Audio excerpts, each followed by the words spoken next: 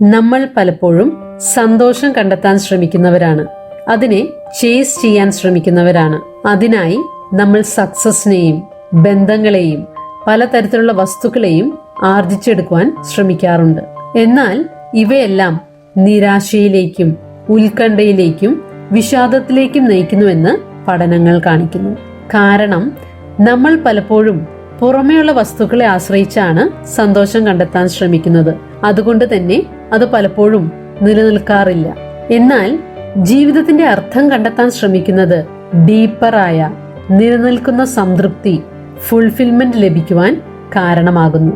അത് നമ്മളെക്കാൾ വലിയ ഒന്നിനു വേണ്ടി നിലനിൽക്കുവാൻ, പ്രവർത്തിക്കുവാൻ അല്ലെങ്കിൽ കൊടുക്കുവാൻ നമ്മെ പ്രചോദിപ്പിക്കുന്നു.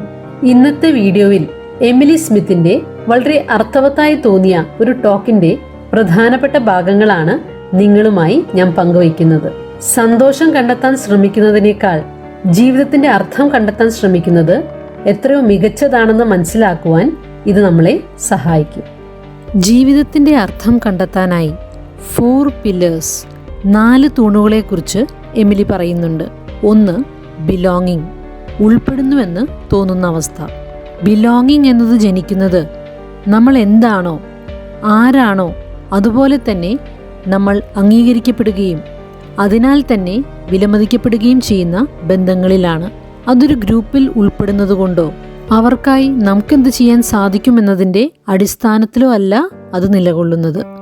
സ്ഥിരമായി ചായ കുടിക്കാൻ രവി തൊട്ടടുത്തുള്ള ഒരു കൊച്ചു ചായക്കടയിൽ പോകുമായിരുന്നു. വെറുതെ ചായ കുടിക്കുക മാത്രമല്ല, മറിച്ച് ചായക്കടക്കാരനുമായി കുശലാന്വേഷണം നടത്തുകയും സുഖവിവരം ചോദിച്ചറിയുന്നതിനുമായി അയാൾ ശ്രദ്ധ കൊടുത്തിരുന്നു. ഒരിക്കൽ ചായ കുടിക്കാൻ പോയ രവിയുടെ കയ്യിൽ കൊടുക്കാനായി ചില്ലറയൊന്നും ഉണ്ടായിരുന്നില്ല. അത് സാരമില്ല എന്ന് ചായക്കടക്കാരൻ പറഞ്ഞെങ്കിലും അത് കൂട്ടാക്കാതെ തൊട്ടടുത്തുള്ള ഒരു കടയിൽ നിന്നും അയാൾക്ക് ആവശ്യമില്ലാത്ത എന്തോ ഒന്ന് വാങ്ങി അയാൾ ചില്ലറയുണ്ടാക്കി കടക്കാരന് നൽകി. എന്നാൽ ഈ പണം വാങ്ങിയപ്പോൾ ആ ചായക്കടക്കാരനെ അത് ദുഃഖിപ്പിക്കുകയാണ് ചെയ്തത്. അയാൾ ഒരു സുഹൃത്തായി രവിയെ കരുതി സഹായിക്കാൻ ശ്രമിച്ചപ്പോൾ രവി അത് നിരസിക്കുകയാണ് ചെയ്തത്. നമ്മളും മറ്റുള്ളവരെ ചിലപ്പോഴൊക്കെ നമ്മൾ അറിയാതെ ഇതുപോലെ ചെറിയ രീതിയിൽ വേദനിപ്പിക്കാറുണ്ട്. അറിയാതെയെങ്കിലും പരിചിതരായ ആളുകളുടെ ക്ഷേമമന്വേഷിക്കാതെ കടന്നു പോവുകയോ അല്ലെങ്കിൽ ഒരു വ്യക്തി സംസാരിക്കുമ്പോൾ നമ്മൾ ഫോണിൽ അറിയാതെ ചെക്ക് ചെയ്യുകയോ മറ്റും ചെയ്തിട്ടുണ്ടാകാം.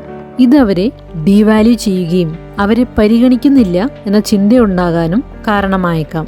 യഥാർത്ഥ ബിലോങ്ങിങ് വരുന്നത് സ്നേഹത്തിൽ നിന്നാണ്. വ്യക്തികൾ തമ്മിലുള്ള നിമിഷങ്ങളിൽ അതുണ്ടാകുന്നു. അതൊരു ചോയ്സാണ്. അതിന് പ്രാധാന്യം നമ്മൾ കൊടുക്കുന്നെങ്കിൽ നമുക്കത് വളർത്തിയെടുക്കാവുന്നതാണ്.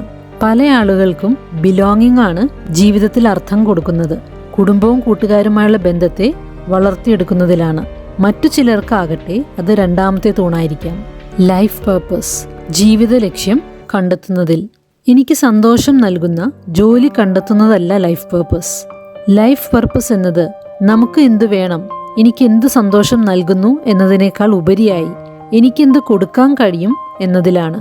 ഒരിക്കലൊരു ഡോക്ടർ പറഞ്ഞു, അയാളുടെ ലൈഫ് പർപ്പസ് എന്നത് അയാളുടെ രോഗികളുടെ മുഖത്ത് ഒരു പുഞ്ചിരി കാണുന്നതാണെന്ന്. പല മാതാപിതാക്കളും പറയും, എൻ്റെ ജീവിത ലക്ഷ്യം എന്നത് എൻ്റെ മക്കളെ നല്ല രീതിയിൽ വളർത്തുക എന്നതാണെന്ന്. നമ്മുടെ കഴിവുകളെ, സ്ട്രെങ്സിനെ ഉപയോഗപ്പെടുത്തി മറ്റുള്ളവർക്ക് സേവനം ചെയ്യുന്നതാണ് യഥാർത്ഥത്തിൽ ലൈഫ് പർപ്പസ്. തീർച്ചയായും പല ആളുകൾക്കും അത് ജോലിയിലൂടെ സാധ്യമാകുന്നു. എന്നാൽ ജോലിയിൽ നിന്നും പർപ്പസ് കണ്ടെത്തണമെന്ന് യാതൊരു നിർബന്ധവുമില്ല. എന്നാൽ ഒരു പർപ്പസ് ഉണ്ടായിരിക്കുന്നത്, ലക്ഷ്യമുണ്ടായിരിക്കുന്നത് ജീവിതത്തിന് ഒരർത്ഥം നൽകുന്നു, ജീവിക്കാൻ ഒരു കാരണം നൽകുന്നു, മുന്നോട്ടു പോകാൻ പ്രേരണ നൽകുന്നു. 3ാമത്തെ പില്ലറാണ് ട്രാൻസെൻഡൻസ്. ഇതും ഞാൻ, എനിക്ക് എന്ന ചിന്തയ്ക്കപ്പുറം കടക്കുന്നതാണ്. എന്നാൽ മറ്റൊരു തരത്തിൽ ഇത് ദൈനംദിന ജീവിതത്തിലെ തിക്കും തിരക്കിൽ നിന്നും ഉയർന്ന് ഞാൻ എന്ന ചിന്ത മാഞ്ഞില്ലാതായി ആ ഒരു ഹയർ റിയാലിറ്റിയുമായി, ദൈവികമായ ശക്തിയുമായി കണക്റ്റഡായി തോന്നുന്ന അപൂർവ നിമിഷങ്ങളിലാണ് ഉണ്ടാകുന്നത്.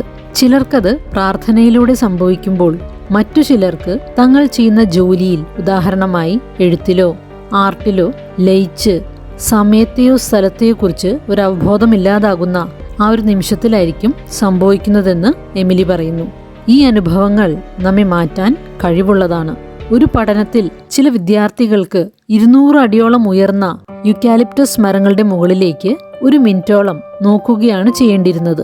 അതിനുശേഷം ഈ വിദ്യാർത്ഥികൾ കുറവ് സെൽഫ് സെന്റേർഡ് ആവുകയും, അതായത് സ്വയം കേന്ദ്രീകൃതമായ സ്വഭാവത്തിൽ നിന്നും മാറിയും അതുപോലെ കൂടുതൽ ഔദാര്യപൂർവ്വം ജനറസായി പെരുമാറുകയും ചെയ്യുന്നതായി പഠനത്തിൽ കാണാൻ സാധിച്ചു. 4ാമത്തെ തൂണാണ് സ്റ്റോറി ടെല്ലിംഗ്. നമ്മുടെ ജീവിതത്തിലെ ഓരോ അനുഭവങ്ങളെ വിലയിരുത്തുകയും അതിനെക്കുറിച്ച് നമ്മൾ എന്തു പറയുന്നു എന്നതിൻ്റെയും അടിസ്ഥാനത്തിൽ നമ്മൾ നമ്മളോട് തന്നെ നമ്മെക്കുറിച്ച് പറയുന്ന കഥയാണിത്.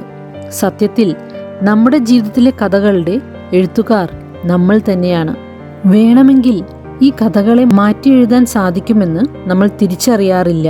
പല സംഭവങ്ങളുടെ ഒരാകത്തുകയല്ല നമ്മുടെ ജീവിതം, മറിച്ച് നമ്മൾ എങ്ങനെ അവയെ കാണുന്നു, അവയെക്കുറിച്ച് കഥകൾ ഉണ്ടാക്കുന്നു എന്നതിൻ്റെ അടിസ്ഥാനത്തിലാണത്. എന്നാൽ അവയെ എഡിറ്റ് ചെയ്യാനും മറ്റൊരു രീതിയിൽ പറയാനും സാധ്യമാണ്. എമിലി താൻ കണ്ടുമുട്ടിയ ഒരു യുവാവിനെ കുറിച്ച് പറയുന്നുണ്ട്. ഫുട്ബോൾ കളിച്ച് പാരലൈസ്ഡായി പോയ എമേക്ക എന്ന ഒരു യുവാവ്.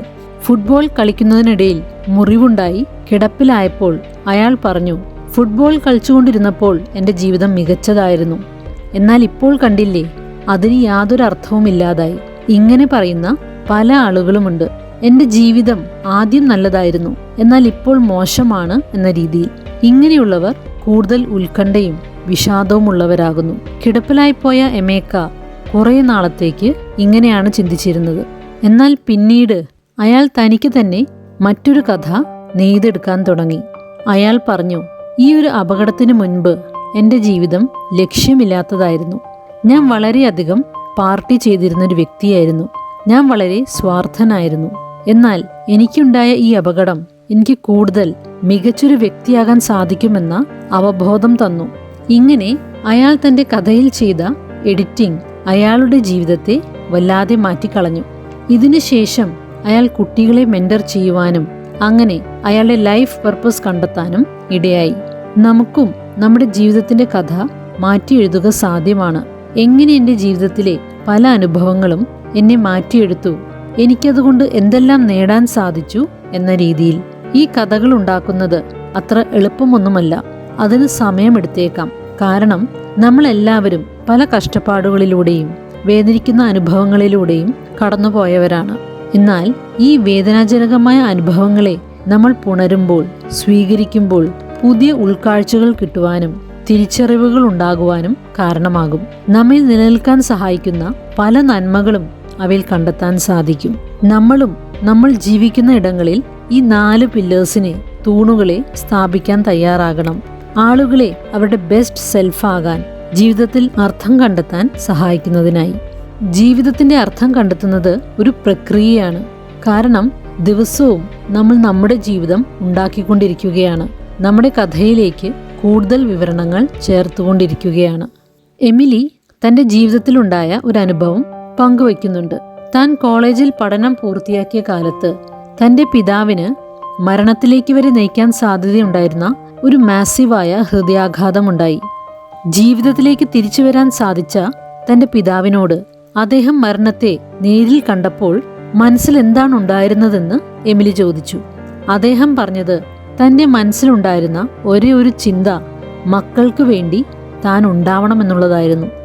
ഇത് ജീവനു വേണ്ടി പോരാടാനുള്ള ഇച്ഛാശക്തി അദ്ദേഹത്തിന് നൽകിയത്രേ. എമർജൻസി സർജറിക്കായി അനസ്തേഷ്യ നൽകാൻ കൊണ്ടുപോയപ്പോൾ തൻ്റെ പിതാവ് തൻ്റെയും തൻ്റെ സഹോദരൻ്റെയും പേരുകൾ ഉരുവിട്ടുകൊണ്ടിരിക്കുകയായിരുന്നുവെന്ന് എമിലിക്ക് അറിയാൻ സാധിച്ചു. മരണക്കിടക്കിൽ കിടക്കുമ്പോഴും അദ്ദേഹത്തിന് ജീവിക്കാനൊരു കാരണമുണ്ടായിരുന്നു: സ്നേഹം. അദ്ദേഹത്തിൻ്റെ കുടുംബത്തോടുള്ള ഒരു സെൻസ് ഓഫ് ബിലോങ്ങിങ്. പിതാവെന്ന അദ്ദേഹത്തിൻ്റെ ജീവിത ലക്ഷ്യം മെഡിറ്റേറ്റീവായി തൻ്റെ മക്കളുടെ പേരുകൾ ഉരുവിട്ടത്. ഇവയെല്ലാം വീണ്ടും ജീവിതത്തിലേക്ക് വരാൻ കാരണമായെന്ന് അദ്ദേഹം പറഞ്ഞു. ഈ ഒരു കഥയാണ്, സ്റ്റോറിയാണ് എമിലിയുടെ പിതാവ് അദ്ദേഹത്തെക്കുറിച്ച് തന്നെ പറയുന്നതും അദ്ദേഹത്തിൻ്റെ ജീവിതത്തിന് അർത്ഥം കൊടുക്കുന്നതും. ഇതാണ് ജീവിതത്തിൽ അർത്ഥമുണ്ടാകുന്നതിൻ്റെ പവർ. സന്തോഷം എന്നത് വന്നും പോയിക്കൊണ്ടുമിരിക്കും. നമ്മുടെ ജീവിത നിലവാരം മെച്ചപ്പെടുകയും പല ടെക്നോളജിക്കൽ അഡ്വാൻസ്മെന്റുകളും ഉണ്ടായിട്ടുണ്ടെങ്കിലും പല ആളുകൾക്കും ഒരു ഡിസ്കണക്ഷൻ, ഉള്ളിലൊരു ശൂന്യത, ഒരു എംപ്റ്റി ഫീലിംഗ് ആണുള്ളത്. ഇത് പല മാനസിക പ്രശ്നങ്ങൾക്കും കാരണമാകുന്നു. സന്തോഷത്തിന് പകരം ജീവിതത്തിന് അർത്ഥം കണ്ടെത്താൻ ശ്രമിക്കുന്നത് ലൈഫ് സാറ്റിസ്ഫാക്ഷൻ ഉണ്ടാകുവാൻ, ജീവിത സംതൃപ്തി ഉണ്ടാകുവാൻ സഹായിക്കുന്നു. ജീവിതത്തിൽ പല പ്രതിസന്ധികളിലൂടെയും നമ്മൾ കടന്നു പോകുമ്പോൾ ജീവിതത്തിനൊരർത്ഥമുണ്ടാകുന്നത് പിടിച്ചു നിൽക്കുവാൻ ഒരു കാരണം നൽകുന്നു.